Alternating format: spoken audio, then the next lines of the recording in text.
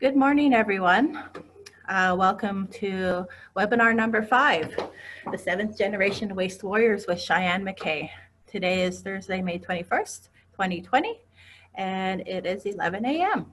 So thank you, everyone, for taking the time out of your day to join us, and we'll get started.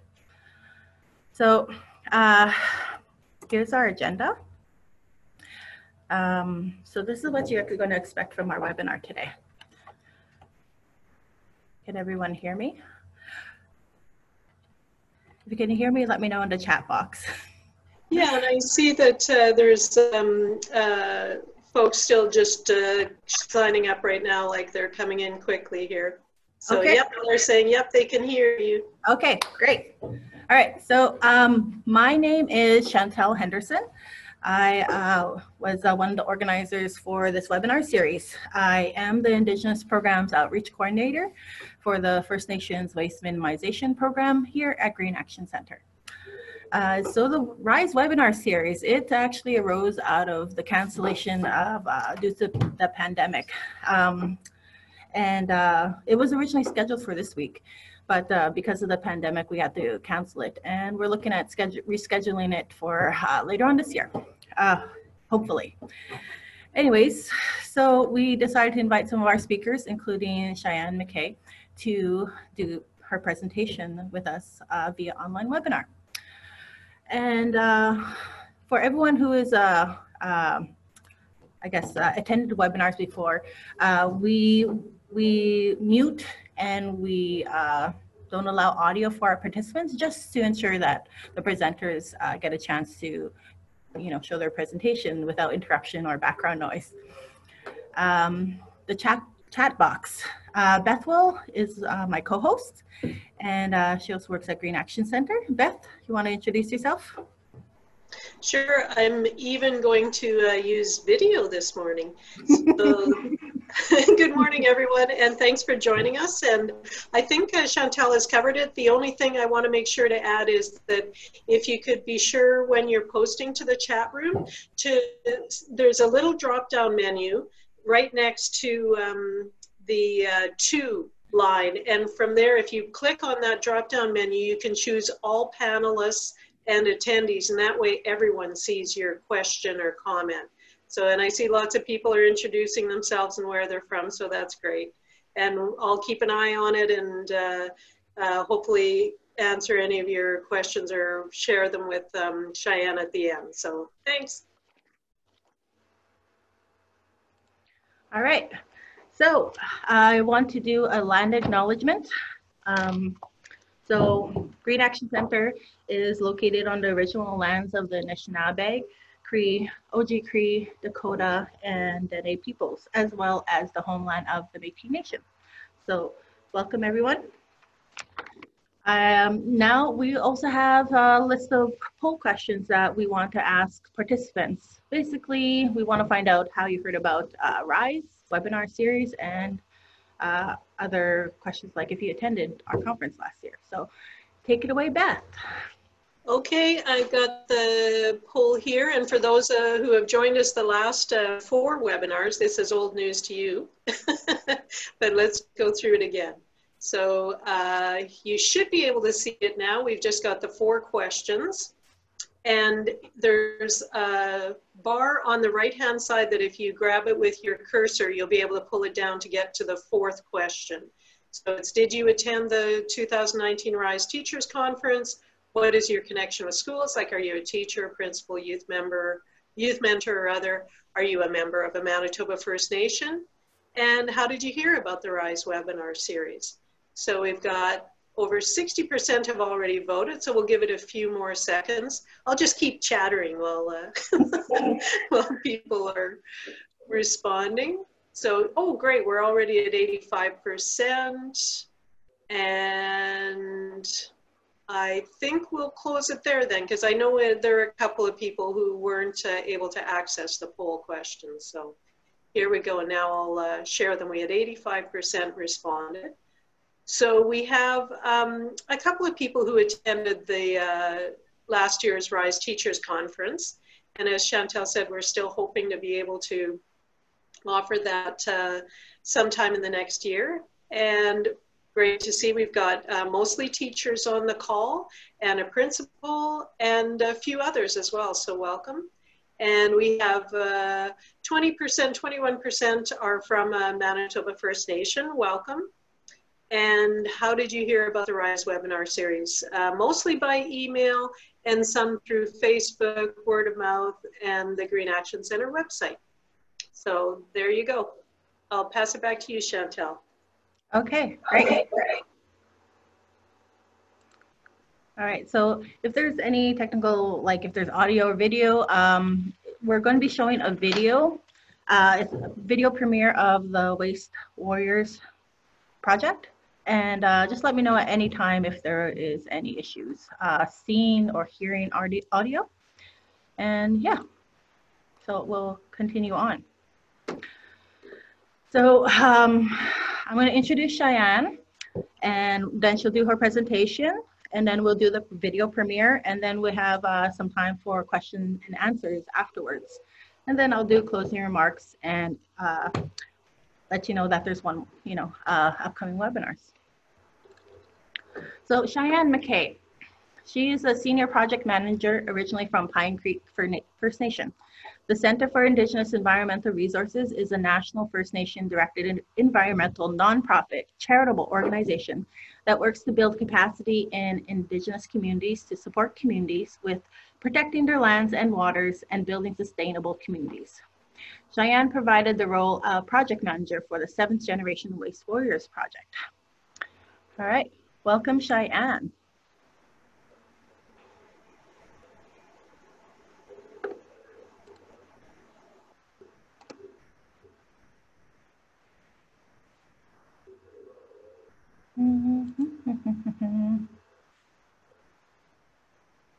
Shianne, are you there?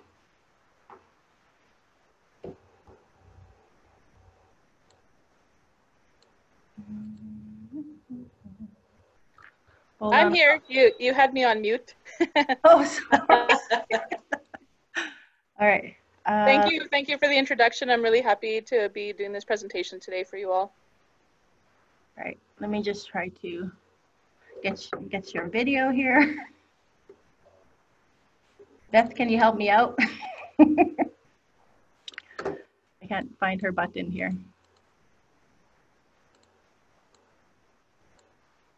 Show non-video participants. There. Oh, there we go. Ask to start video. Right, there you are. All right. Hold on, I'm gonna put up your presentation right now.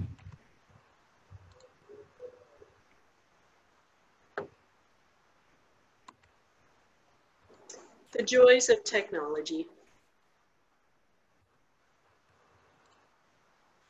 All right, there you go. Great, thanks everyone. So this presentation is about the 7th Generation Waste Warriors project. So this was a project that was funded by Indigenous Services Canada Manitoba region last year. It actually started December 2018 when we started to recruit our community partners. So this is just a background presentation that we originally delivered to the selected communities. And I acted as the project manager, and Shianne Ironman was our project coordinator. Next slide. So in this presentation outline, we're going to talk about why we chose this specific project to bring to the table for communities to take an interest in, and who our project partners were. And we're going to talk a little bit briefly about the workshop, but I really want the video to speak for itself regarding the workshops. Next slide. So currently most First Nation landfill sites are at capacity, which means they are full. They can't take on any more waste. And a lot of the landfills are being required to decommission, which means they have to shut down. And communities are expected to find another place to take their waste. So they're being really encouraged to work with municipalities on different negotiations on how they can take care of their waste, but also what needs to be talked about more is waste diversion. And we need to be thinking about more sustainable solutions on how the waste is managed. So this picture here, this was from our first workshop, and that's our group in Canupawakpa Dakota Nation. So we really wanted to focus on the youth, because when you think about it, the youth are going to grow to be our future decision makers in their communities. They're going to provide leadership to divert the waste. They're going to be the voice to increase recycling and reuse efforts in their communities, and they're going to help create cleaner communities just based on their actions. And this, sorry, that photo was from our third workshop when we were in Sioux Valley Dakota Nation checking out the bison. So this program gave access for the youth and young adults to leaders to learn more about waste diversion, to opportunities, and to knowledge.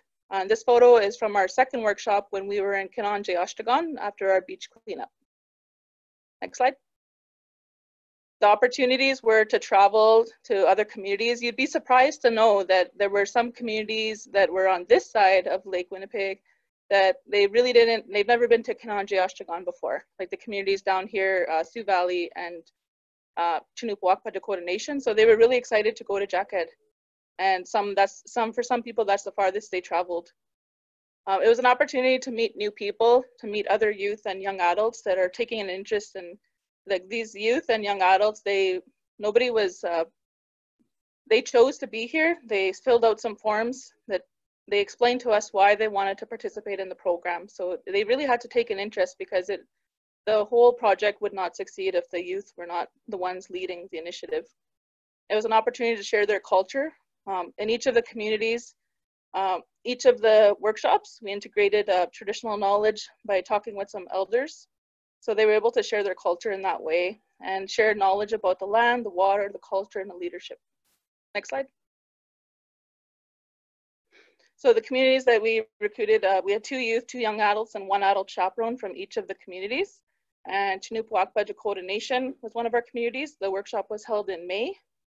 Kinonjeoshtegon First Nation, also known as Jackhead, I seen a comment there come up, Jackhead, was in July.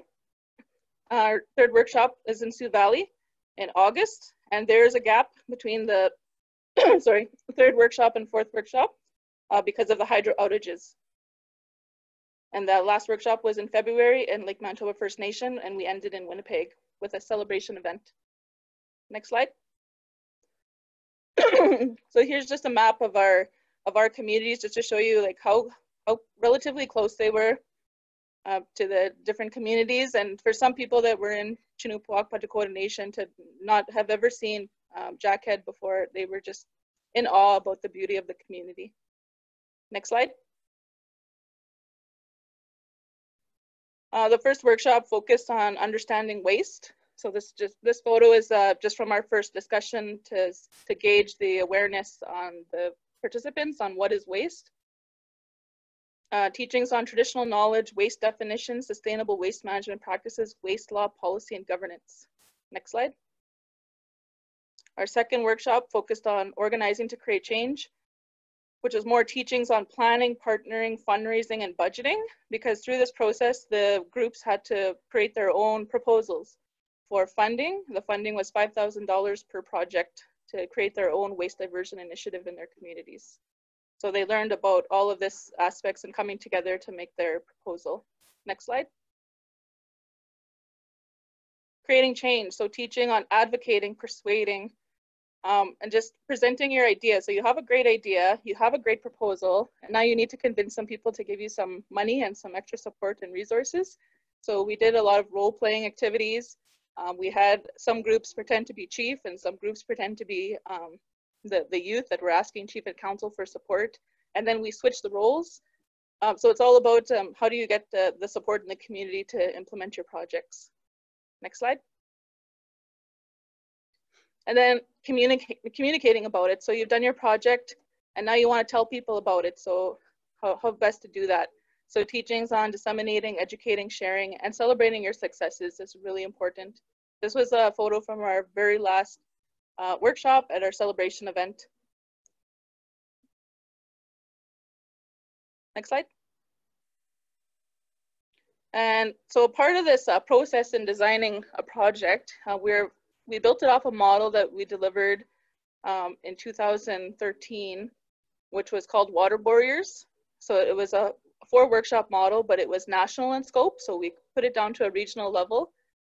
And we used the similar kind of model. I have a JPEG image. Hopefully we can we can get it up there, but it shows the whole using mind map and little like the bubbles all the way around from each workshop, what each workshop. Can you see the mind map? I have it up. I can't see it on my end. Okay, hold on. You might need to stop sharing yeah. Now you can? Yes, we can. Yes, we can. So this is a little mind map. And I think it's a really good idea to do if you have like a big project idea, just to scope it out. And what are all your pieces going to include? What's it going to look like? So you can see in the gray boxes are all the topics that we wanted to cover in each workshop.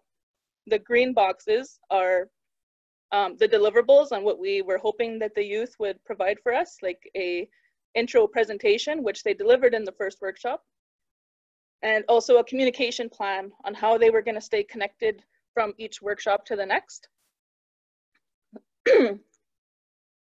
And then between the first and second workshop, they had a little bit of homework to do. We didn't find a lot of success with the homework. I think we needed more hands-on or a different way to approach that. Just having that extra support in communities, I think, would have been more beneficial. And the second workshop, again, the gray boxes are what we had all hoped to achieve. Partnering, budgeting, local waste challenges. So each of the workshops, we traveled to different areas to learn about either municipal waste or different landfill sites. We talked to elders, we talked to local operators in the communities to talk about what their achievements are or what their challenges are, what some of the solutions are, what are they doing for waste diversion. So each of the communities was at a different stage of their development. Some were already starting waste diversion, some were not even thinking about waste diversion. So I think this process was really good for communities and our participants to learn from other communities that have attempted this process. So our deliverable in the second workshop was the project plan, the budget, and then we made them pitch it to us. So they had their group come to us and tell us why should we fund this project. So that's a good practice when you're applying for funding, is to talk to your funder. So we thought that was a really nice way to give the youth and young adults an experience in that process. They also started working on waste diversion action during the second workshop and the third workshop. At the third workshop, we did the persuading, traditional knowledge, advocating, implementing, and again, local waste challenges, mitigation. And this is I think the most challenging workshop because they had to develop their proposal and submit it. Thank you for the little arrow description. And coming into the fourth workshop, so between the third workshop and the fourth workshop is where they started to implement their actions. And also this whole process was being filmed by Codebreaker Films, which is an Indigenous owned company that we brought on for the project. And during the third and fourth workshops, they visited each of the 4 communities as well to do interviews and talk to the youth about what they had planned to do. And Shianne and myself were also interviewed about the process, kind of all the way through the project. The film crew also attended the first 2 days of each workshop throughout. And coming into the fourth workshop, the groups prepared presentations as well, and they talked about what they accomplished, which also includes a waste diversion plan in their presentations. So these presentations are something that we want to release to the public so that other communities can learn about the groups and learn about who they are, their communities, what they wanted to accomplish. Some may have not realized the full scope of what they wanted to do, but they got the ideas out there. They have a full proposal, and it's something that they still want to strive for.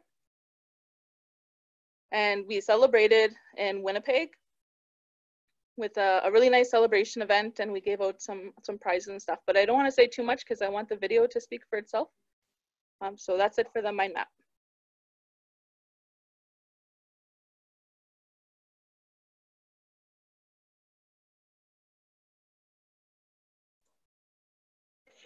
Shianne, just while we're waiting for the webinar, we've had a couple of the attendees wondering if it's possible to get a copy of your slides, or especially it's the mind map diagram. Would that be all right? Yes, absolutely. Okay, thanks.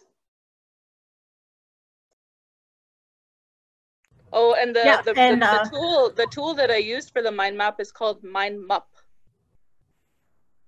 What was that again? Mind Mup. It's like mind, but M-U-P. Oh, okay. And if anyone wants a copy of the recording, please send me an email. All right. So Chantel talked a bit about organizations, so maybe we could slide. If you want to learn more about CIER, I'm happy to have conversations with people, or you could reach out to me, send me an email. I have my contact information at the end of the presentation. Next slide. But I do want to talk about our vision was to build sustainable communities and protect our lands and waters, which are our main vision. CIER's been in operation. We're celebrating our 25th anniversary. And I've been with the organization for going on 11 years. It'll be 11 years in September. Next slide. So we do work coast to coast with many Indigenous communities across Canada. So that's First Nations, Métis, and Inuit communities on a variety of projects. We don't receive core funding, so we operate on a project-by-project basis. We write tons of proposals, but we also support communities when they reach out to us and ask for support, that they have an issue that they want to address in their communities. And we work with them to help look for the funding, apply for the funding, execute the project, and report on the project and any type of resources that they need along the way. Next slide. So these are our core main areas that I mentioned: protecting lands and waters and building sustainable communities. It's how we divide our projects up. Next slide. And there's my contact information. Okay. So now the video. And I just wanted to mention that this video is not our final product, but it's the final cut that was prepared for the presentation. Due to COVID, our film crew had experienced a lot of delays, so they've been all working together from their homes to put this together for us. So I greatly appreciate that effort. So this is a world premiere, isn't it? It is! I'm so excited. So I hope you enjoy. I hope you could hear it and see it. So let us know if you can't for any reason, and we'll adjust it. All right, here we go.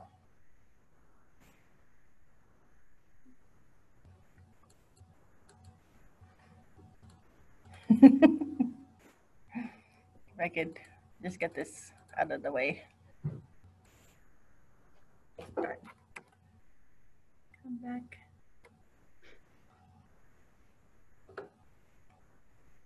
Oh, there we go. There we go.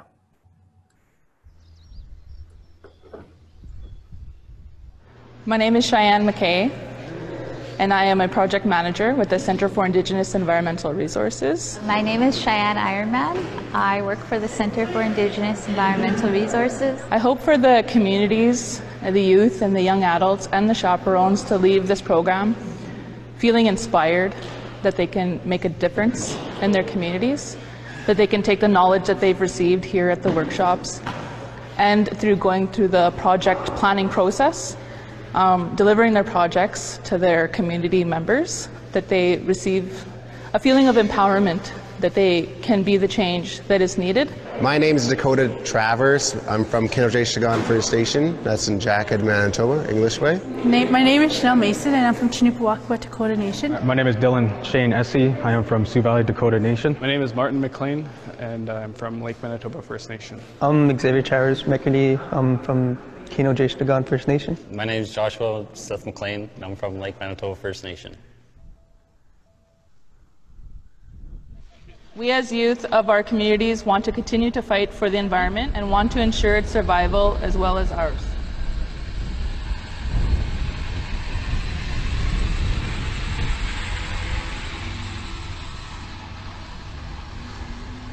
Chaperone had to go and cook, so we're going to use Brendan right now to talk as a chaperone for us. Hello, my name is Brendan Eastman, the waste management coordinator. Springtime came, I guess now trying to get away from illegal dump sites. Households have been thinking that they should maybe start using that, the bigger ones that are located on the reserve, so you'll see a lot of rubbish and debris, garbage and stuff on some of the piles, but we did bring in a 20-foot trailer from Lower House yesterday, and the other ceramics, we had a big huge pile of tanks and toilet tanks, all the ceramic stuff. We had that all compiled and hauled to our local porcelain site at the Reston landfill. Waste management in our community is our garbage is collected through bins around the community and is taken to one of 2 landfill sites situated in the south and north side of the community. And currently we do not have any recycling programs in Lake Manitoba, but we are hoping to implement a system or process in the near future. But the changes we envision to bring to our community is awareness regarding waste reduction, and hopefully the message we can get across our First Nations people will give themselves a sense of accountability with how they can handle their garbage and recycling.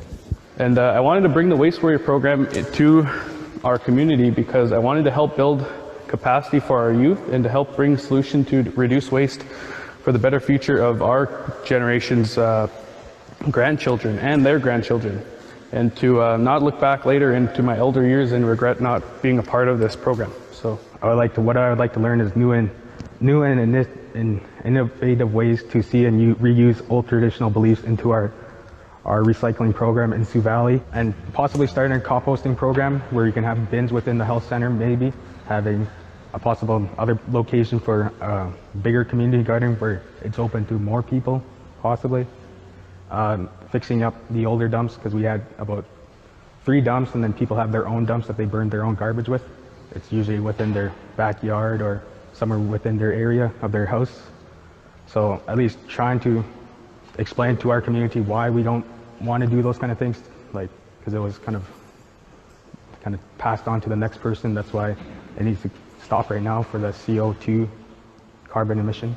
I took interest in this program because when I got home in community in December, I just moved back. There's no existing recycling program over there right now, so I'm trying to help change that. So I'm trying to gather more support from all the community members, and there is actually a pretty good handful that's starting to realize the need for recycling, so I'm pretty happy about that. But we're at a turning point where people are starting to realize, again, the need.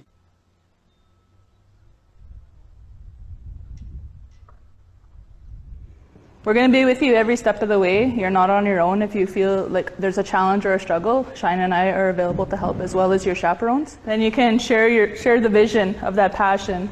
Explain your why. Why are you guys doing this? Why do you want to do this? Why should other people care? Xavier said, I had a really hard time explaining to people why. Well, this is your opportunity to really make that clear. You do have the power.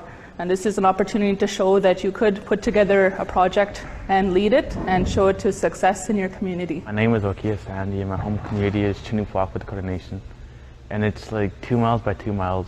Our population is like 300, I believe so. But like on reserve, I'm not sure about off reserve.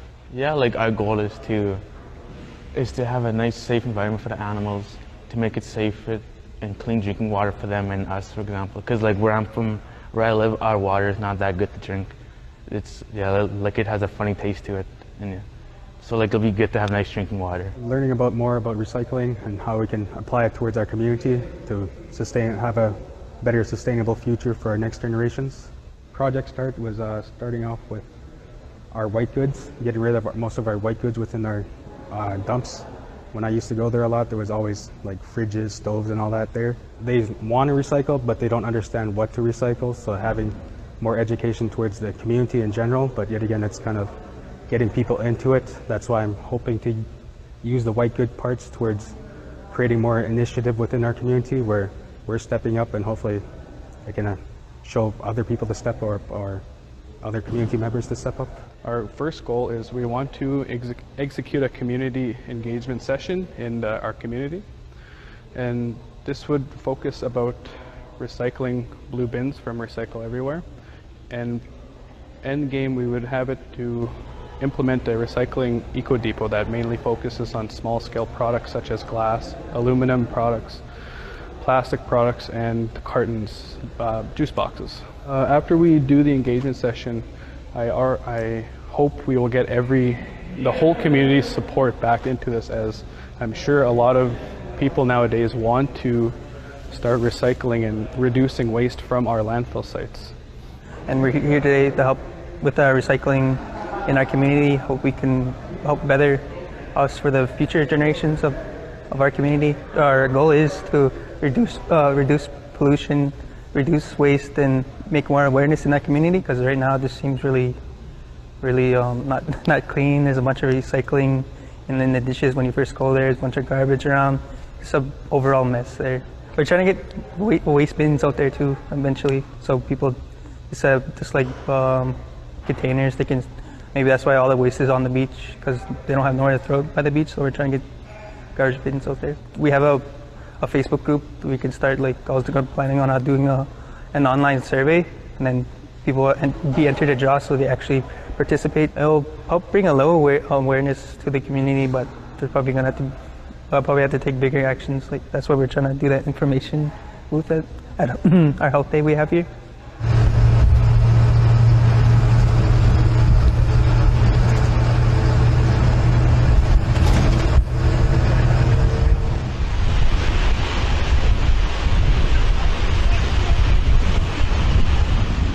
Today we are in Jackhead First Nation, also known as Kinonjeoshtegon, and we're just right behind here is Lake Winnipeg, and we're working with the 7th Generation Waste Warriors group to do a shoreline cleanup.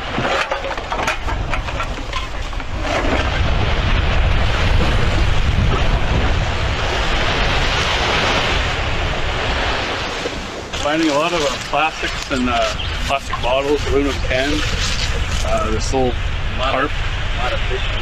Yeah, a lot of fishing stuff like that. Buoys, homemade buoys, like 2-liter bottles for fishing, because the Jackhead's a fishing community. And we're just finding a lot of stuff, not on the beach, but probably washing up from the wind and everything. Yeah. A couple margarine containers. I don't know, some of those little buoy things for nets. A lot of buried plastic.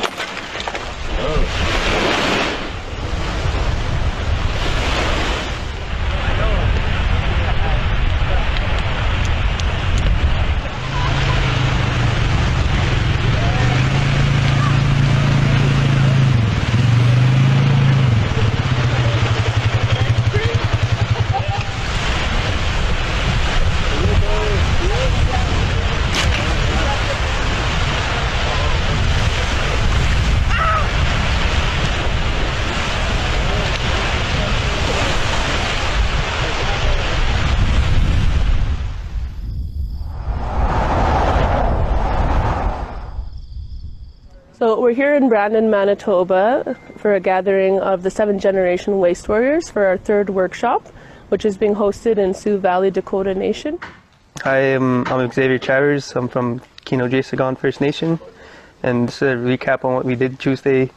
We got introduced to an elder here in Sioux Valley, where she gave a little talk about the culture in Sioux Valley. And talk about how to compost. Her name is Jen. She talked about the benefits and how us Aboriginal people are the keepers of the land. And we went for a ride to the internal springs, where we went to check out the spring and the environment there. It was beautiful out there. So we had to keep our land clean. We also went to go check out the health garden in Sioux Valley. We also got to go and help and clean the garden. We picked some weeds. And we went to go see the white buffaloes and said a little prayer with the elder. We also did our role play on how we would talk and ask our chief and council for help with our project. I really enjoyed doing that. It got me more prepared for it if I ever had to do it. We got a presentation with Regen where they talked about their company is reusing the plastic into building blocks and how much of an impact they could do reducing plastic going into landfills. We went to also check out Sewer Swinging Bridge. It was a really fun thing to do. I found a peacock feather. I think the program is going very well. It's not been without its challenges. It just shows the unique circumstances of each community and each community group. when we run this program, but it also shows the perseverance that they've come this far to keep building their projects and have their projects delivered by the time of the next workshop. The program is to build up youth leadership, and by that we're hoping that these youth are taking the initiative in their communities, which they are. They're all doing this on their own. They're all working together. Like, we've taken a step back at CIER, and the youth are really leading their own projects, so that's amazing to see. It feels extremely rewarding to see how passionate our groups have become about their projects, and that's where it stems from, because they're the ones that orchestrated this project development. Through the first workshop, learning about what waste is, what recycling is, what the 7 R's were about waste diversion and different examples of waste diversion. And then they took that information and started visioning and making goals and making a budget, and that was in our second workshop. And then our last workshop, they actually put all that information together into a proposal, which they submitted to our organization. And we screened those proposals, and that's how we released the funding. So each community received $5,000 to complete their projects, and that's where we're at right now.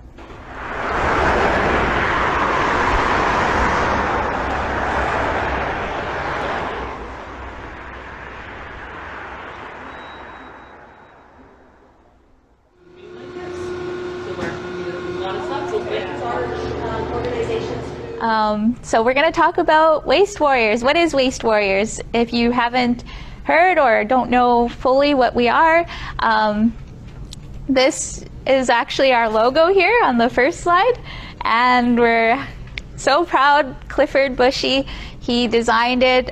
This is the original drawing that he did, but we made it slightly different. We added a 4th arrow there to represent the 4 communities that are involved in the program, and sort of the 4 R's. So thank you, Clifford, for designing our logo. So all of the groups have put together presentations so that everyone can see what they've accomplished in their communities. Everybody was granted money to do their own projects, and so we get to see what they did. So the contents today is going to be about Sioux Valley Waste Warriors, Whitehall, so fridges, stoves, ovens, dryers, washers, and hot water tanks. So some of the impacts we ended up having was creating a poster for the community white good haul, pick up all 2 loads of white goods, 2 presentations to the high school, and total about 130 students. Starting in battery recycling, maybe do more collection drives and getting people interested by getting new batteries in exchange for the old ones. Our group planned on creating a community recycling program to end plastics and aluminum from going into our 2 landfills that we got going on in the community. We were unable to accomplish our goal due to our community going through a number of tragedies. Our community was displaced for approximately a month and a half. A recommendation we thought of is creating a possible bylaw in the future so to prevent certain waste streams into landfills, such as white appliances and e-waste, because they contain most harmful contaminants of things that will ruin the environment. Our project was to actually revitalize the recycling program and get something going on. But right now we're just going to be starting off with recycling programs within the offices. So paper, aluminum cans, ink cartridges, we're going to try to prevent those from going into the landfill. So again, we recognize the need for the recycling program to be really revitalized. So this is what we do. So we went ahead and right now, like I said, we're just going to be doing the aluminum cans, paper products, ink cartridges, and some plastic material. After the loss of our community complex, we had a fire that destroyed the whole building, so we had no community complex after September 26th. We knew it had to be outside, with the education building only able to host around 15 people comfortably with chairs and tables. It was important for the people in the community to feel comfort after losing the complex. After talking, we realized that our composting wasn't really used that much as we would like to. So this summer we would like to get a community garden going with the composted soil. We needed garden beds and a location for the garden.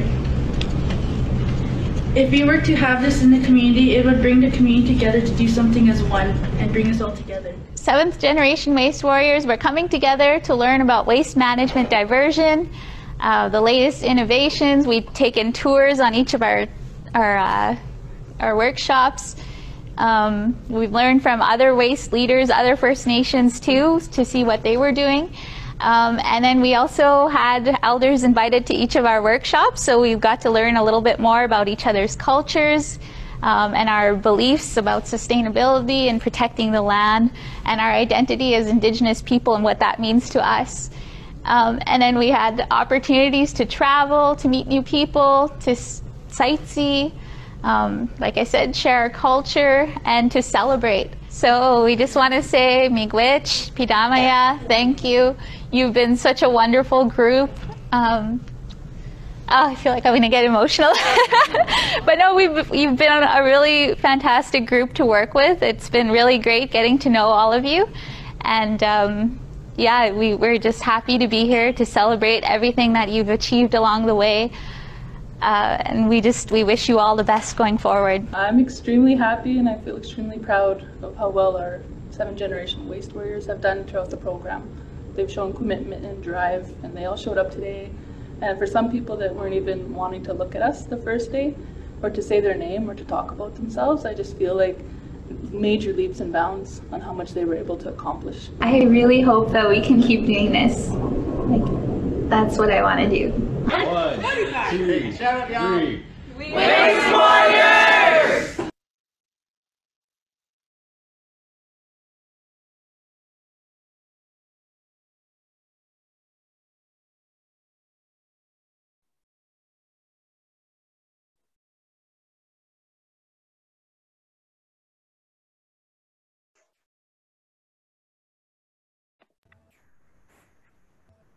Okay, there you go. I know that there would probably be a lot of applause right now if I could hear everyone. I hope. But yeah, I still get emotional watching the video. So at this point, we'll take some about 10 minutes of questions. And so I believe Beth has been monitoring the chat room while we've been doing the presentation. So yeah. Beth? There's a couple here. Jonah Lynn was wondering what the thinking was behind the 2 youth, 2 adults, 1 chaperone.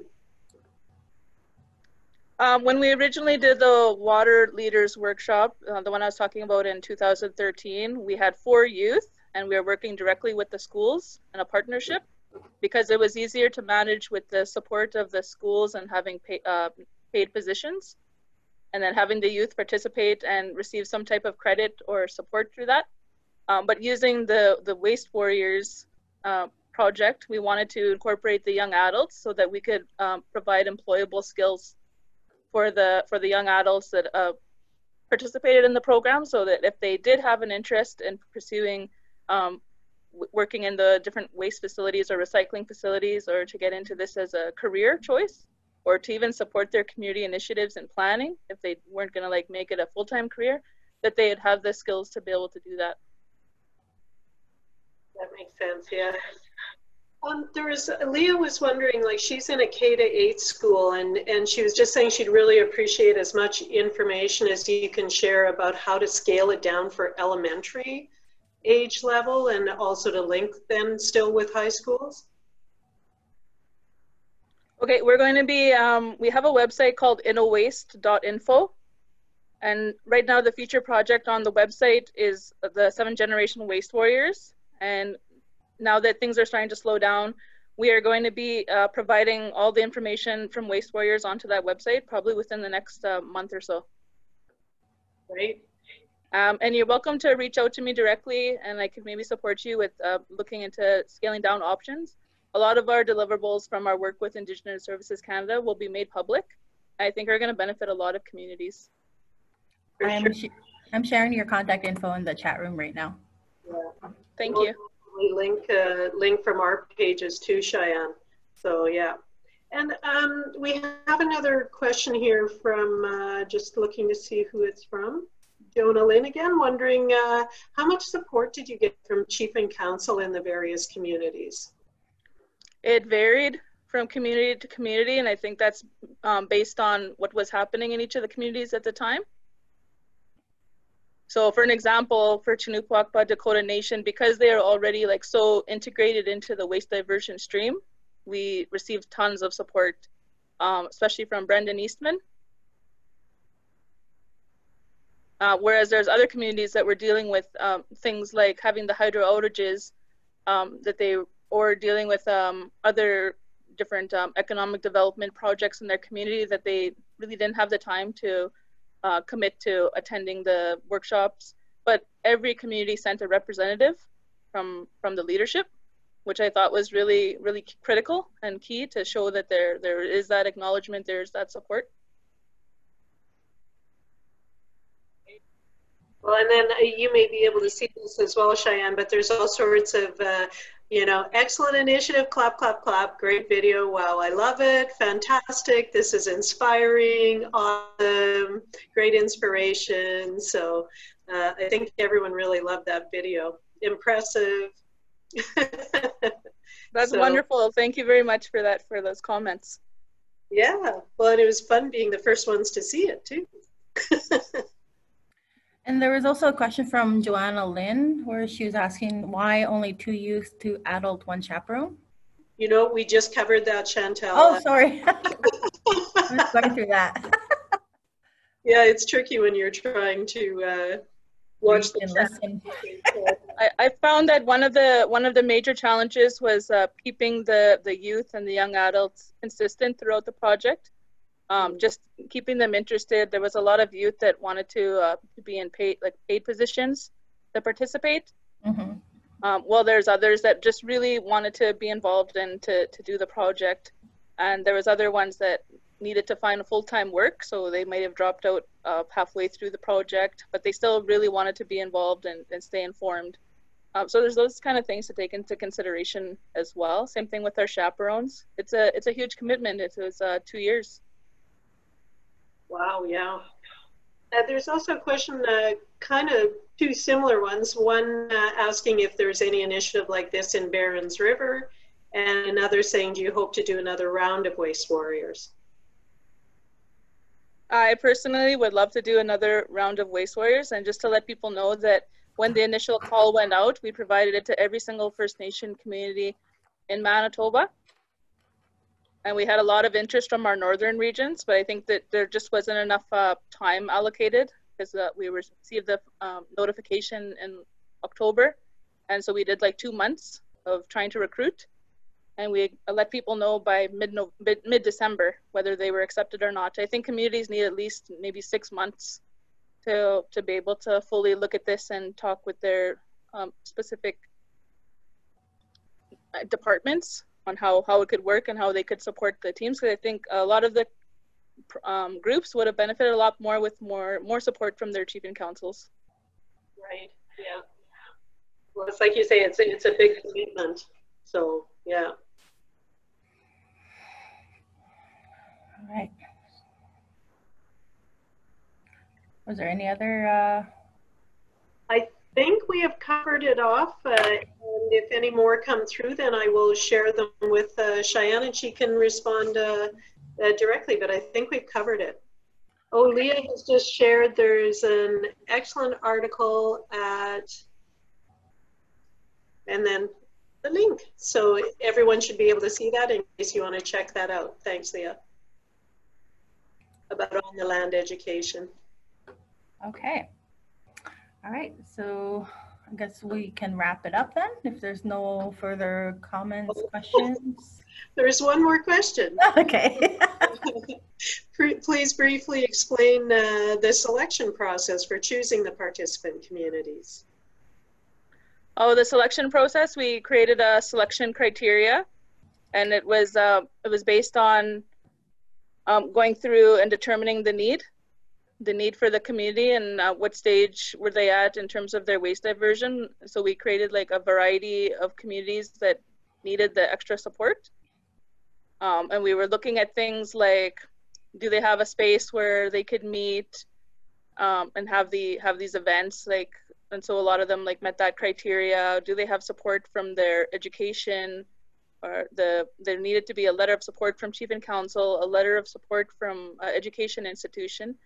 The chaperones that wanted to participate had to fill out a form as well, and so did the youth. Hey, thanks. Does that answer the question?